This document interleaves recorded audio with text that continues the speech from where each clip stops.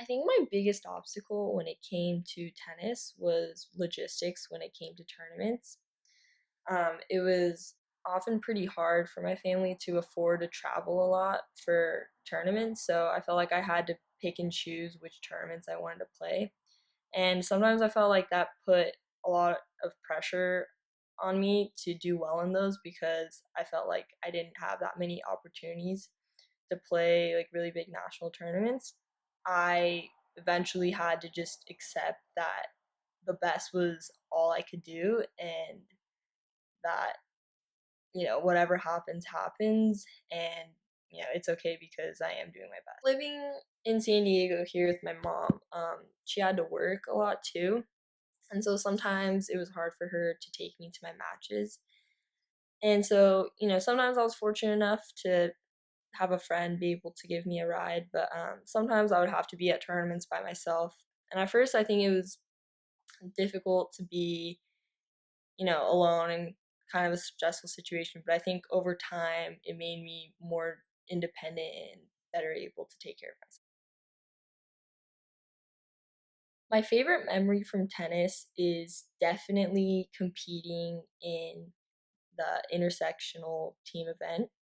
And that was so fun because I really enjoyed the team aspect to such an individual sport. And, being with a team and being a part of something was just really cool.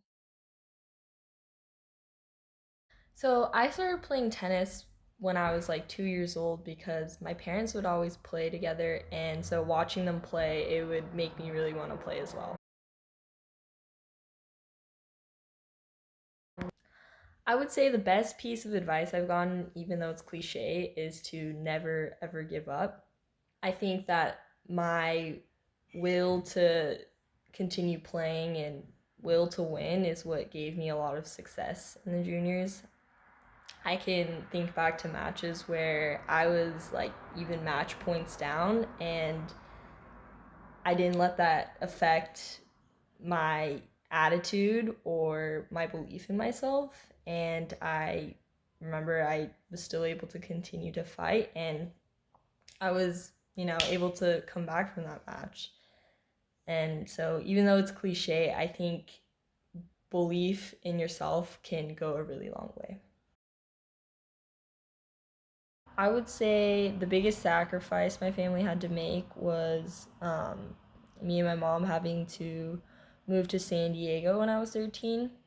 Before then, I lived with my mom and my dad in Washington State, but it came to a point where I felt like I had to go somewhere else in order to do more with my tennis. And I think that, although it was a very difficult decision, I think it was worth it. And I think that, I wouldn't have been able to go as far as I did with tennis had I not done that.